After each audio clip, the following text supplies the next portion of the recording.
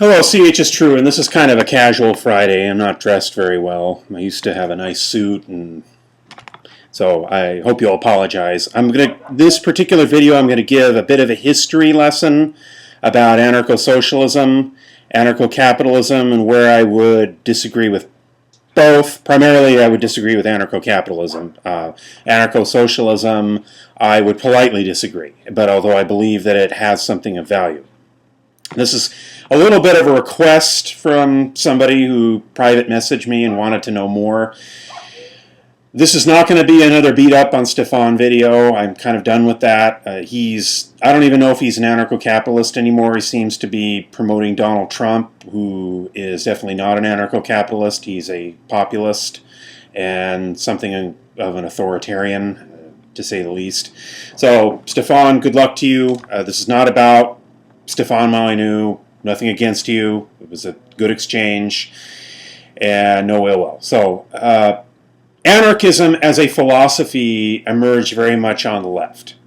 And by the left, I am not referring to the right being no government and the left being total government. This is kind of an Americanized political spectrum. It's something that doesn't have any real validity to it historically. What I'm talking about is the post-French Revolution notion that the monarchists and the aristocrats and the monopolists were on the right, and the Republicans and the Democrats and the socialists, and then eventually at some point the anarchists were on the left.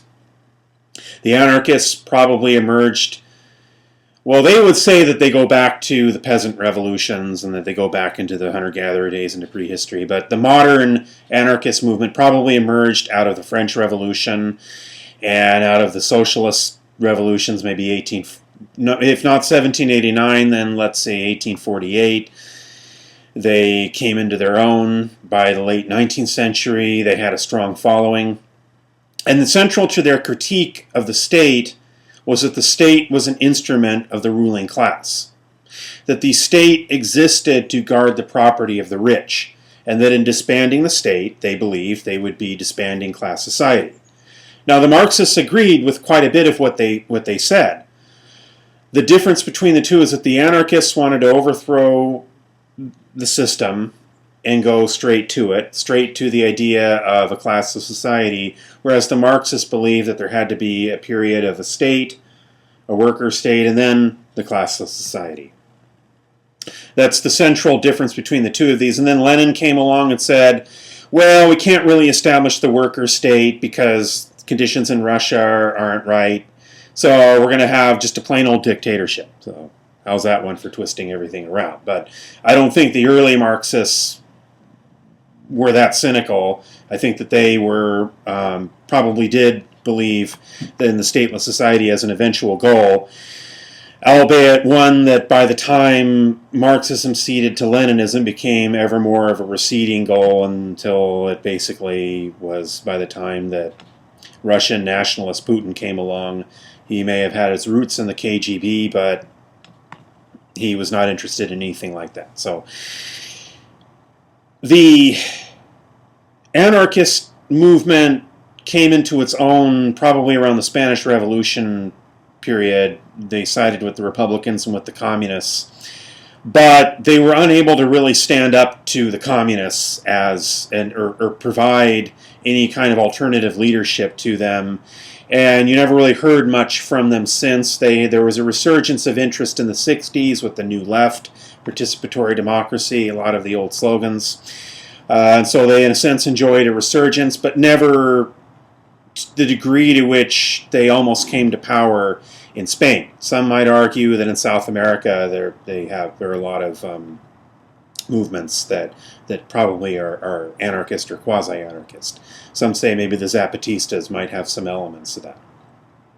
Now, anarcho-capitalism actually emerged from the left. In an early form, it too believed that it was against the rulers, that all these monopoly capitalists turned to the state, and that in advocating for anarcho-capitalism, you've ended the monopoly of force of the state, and that you've actually accomplished a lot of the goals of the left, i.e. a more egalitarian society. So this is where it's very complicated. The very earliest anarcho-capitalists emerged out of SDS. They emerged out of the Peace and Freedom Party. They emerged out of the kind of anarchist left, but they embraced property in a kind of anti-authoritarian sense. A lot of them, like Murray Rothbard, believed in a degree of compatibilism between anarcho-capitalism and anarcho-socialism, that the two societies could coexist. So it's a kind of murky history, but that phase of things was they soon moved on and became very much of a right-wing movement. By the time that Herman Hoppe said that he would rather have a monarchy than a democracy, really they had become a right-wing movement, and really they were the total opposite of the traditional anarchist left. I mean, practically 180 degrees. The traditional anarchist left said that in disbanding, that the state is an instrument of the ruling class, and that in disbanding the state, you're disbanding the power of the ruling class. The anarcho-caps of today, which is a little different than in the 60s and 70s, but the anarcho-caps of today seem to be saying, yes, the state is an instrument of the ruling class, and the ruling class ought to be able to fire it. And it's more or less of the argument that I'm hearing coming from that milieu.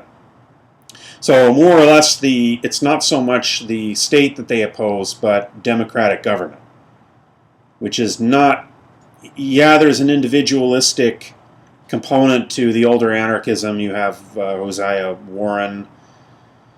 Did I butcher his name? I think I did. Josiah, you would say the J, but there were, obviously, some could argue that Henry David Thoreau was an individualist of the anarchist variety, but these people still, I would say, were more on the left end of the spectrum, at least in some rough sense. The newer anarcho-capitalism is really it's not really anarchy. It's not against the rulers. It may be against government and the monopoly of force, but the functions of the state, here's the important point, the functions of the state, i.e. the subjugation of labor, still remain. Where they differ from status is the idea of having a monopoly. That if you're a ruling class member, you can hire something else. Okay, so obviously it's a very biased judgment on my part. I don't claim to be unbiased, but that's more or less how I see it. That what they're arguing for is that a factory owner can hire something other than the government to come and to protect their property from striking workers. And this would especially be appealing in a day and age where there would still be some degree of suffrage. Now, it's interesting that as democracy is being undone in the West, a lot of them seem to be giving up that anarcho part of their belief and siding more and more with the authoritarian idea. I'm noticing this online, I'm noticing this on the internet. Like I say, this is not unbiased. Okay, this is the CHistrue channel, it's not the academic establishment channel. Check out my previous video on appeal to the academic establishment on conspiracy theories. My difference with anarcho-capitalism is obvious. I don't think I need to belabor the point on that. I do not agree with their goals. I think that to the extent to which their society would succeed is the extent to which it would have to abandon the anarchist idea. But where do I differ from anarcho-socialism? And I think it's an important point. I do not believe in violence.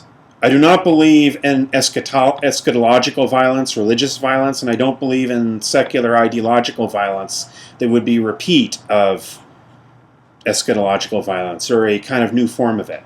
I don't believe in the revolution. I know this will offend people, but I don't believe in the idea of, well, now we've overthrown everything, and now we have this perfect society, and so now we have the laws of everything have changed. The laws of physics don't change. The laws of human sociology won't change. I think there will always be, and here's where I'm going to agree with the early anarcho-caps and their compatibilism, there will always be some degree of buying and selling. It may not be called that, but it will be that. You can say, well, it'll be based on labor exchange. Fine, but still buying and selling in some form. And I also believe that government and the state cannot be transcended all at once. It's something we evolve to. And so I do not advocate either of these philosophies, but I do believe at some point we will have to evolve beyond the state. And that day I do look forward to. CHistrue, over and